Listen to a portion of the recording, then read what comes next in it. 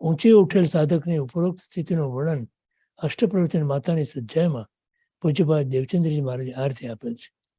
મોહ ઉદય એ અમોહી એ હવા શુદ્ધ નિજ સાધ્ય લય લીન રે. મોહની કર્મનો ઉદય છે, પણ એ વખતે પણ સાધક અમોહી છે, એને મોહની અસર નથી. કેમ કે પોતે પોતાના જે સાધ્ય પ્રાપ્ત કરવું છે એમાં એ લયલીન બની ગયો છે. એક ઢાલ છે એના માટે, એટલે એને વિચારો સ્પર્શતા નથી. ઉદય મોહનો ચાલે છે, કર્મનો ઉદય, કર્મ બાંધ્યું છે તો કર્મનો ઉદય તો આવવાનો છે, અને કર્મનો ઉદય આવે એટલે એનો ઉદય તો ચાલુ છે. છતાં સાધક પોતાની જાતને મોહથી પર રાખી શકે છે. એને અંદર દ્રષ્ટા ભાવને સઘન બનાવીને એને પણ જોવો. સત્તામાં મોહ પડેલ છે, સત્તામાં પડેલ છે, કારણ કે બાંધ્યું છે આપણે એ કર્મ. તે ઉદયમાં આવે તો તેનો ઉદય તો થશે જ, પણ સાધક એ ઉદય વખતે એમાં ભળે શા માટે એને પણ જોઈ લે. અસાતાનો ઉદય હોય ત્યારે સાધકની સાવધાની એને એમાંથી ભળતા કેવી રીતે બચાવી લે છે. રોગને શરીરમાં ફેલાતો જોયા કરે છે, અને પોતે શરીરથી કેટલો ભિન્ન છે એ ભેદ જ્ઞાનને અનુભૂતિમાં ફેરવે છે. સતત આપણે આ ભેદ જ્ઞાન કરવાનું છે, કેમ કે એ ભેદ જ્ઞાનથી આપણે આત્માનુભૂતિ કરી શકીએ.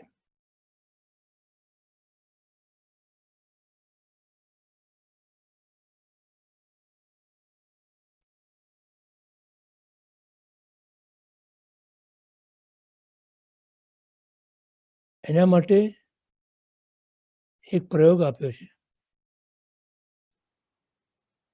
તમે શરીરના દેહના એક એક અંગને તમે જોયા કરો, પગના અંગૂઠાથી માંડીને, અને એ વખતે એમ વિચારો કે આ પગનો અંગૂઠો જે છે એવી રીતે શરીરના બધા ભાગો, એને હું જોનાર છું. એ હું નથી, હું એનો જોનાર.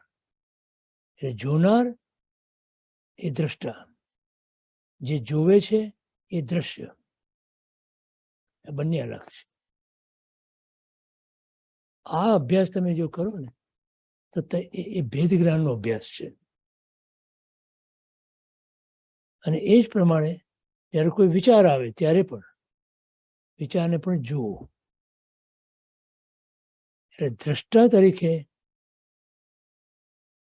નો જે અભ્યાસ છે એનાથી ભેદ જ્ઞાન થશે. અને ભેદ જ્ઞાન જ્યારે સઘન બને ત્યારે એ આત્માનુભૂતિની અંદર પરિણમે છે. પછી જે જોનાર છે એ જણાય છે,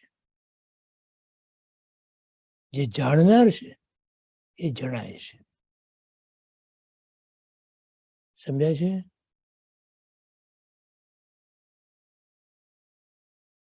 આ પ્રયોગ તમે કરો ને, તમે 1, 2 દિવસ, 4 દિવસ, 5 દિવસ, 8, 10 દિવસ, તો તમને પોતાને ખ્યાલ આવશે.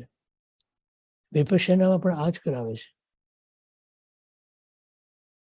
દરેક સાધનાની અંદર આત્માનુભૂતિની જે સાધના હોય એની અંદર આ જ પ્રયોગ હોય છે, ભેદ જ્ઞાનનો પ્રયોગ. અને એક જગ્યાએ એક મહાપુરુષે લખ્યું છે કે આવા ભેદ જ્ઞાન વગર અત્યાર સુધીમાં કોઈ જીવ મોક્ષે નથી ગયો. શું?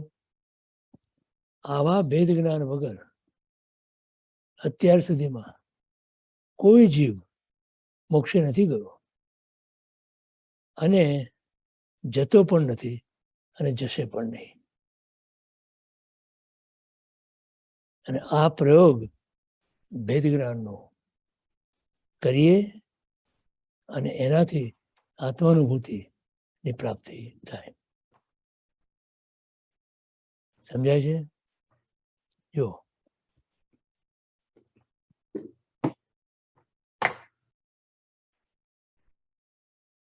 પોતે શરીરથી કેટલો ભિન્ન છે એ ભેદ જ્ઞાનને અનુભૂતિમાં ફેરવે છે. પછી અનુભવ શેનો રહેશે? પોતાનો. આ જ રીતે ઉદય કર્મનો છે, મૌન્ય કર્મનો. હું તો નિશ્ચય નયની દ્રષ્ટિએ, નિશ્ચય દ્રષ્ટિ એટલે દ્રવ્ય દ્રષ્ટિ, દ્રવ્યથી હું એક શુદ્ધ સદારૂપી જ્ઞાન દર્શનમય કરે, કઈ અન્ય તે મારું નથી, ત્યારે પરમાણુ માથે જરી હરે. આ જે ભાવ છે એ ઘૂંટવાનો છે. શુદ્ધ આત્મ સ્વરૂપમાં લીન છું. મારે અને કર્મને શું? કર્મ તો જડ છે, પૂતગલ છે, અને હું ચેતન છું. એ વિચારધારાને વ્યાપક બનાવી શકાય. વ્યાપક બનાવવાનો અર્થ શું છે? કે પડે પડે એની જાગૃતિ આપણામાં રહે. કોઈ ક્ષણ એવી ના આવે કે જ્યારે આપણે એને ભૂલીએ. બહેનો રસોઈ કરતી હોય, ભાઈઓ બીજું જે કંઈ કામ કરતા હોય કામ કરતા, એ વખતે પણ આ ભાવ અંદર ઘૂંટાયા કરે.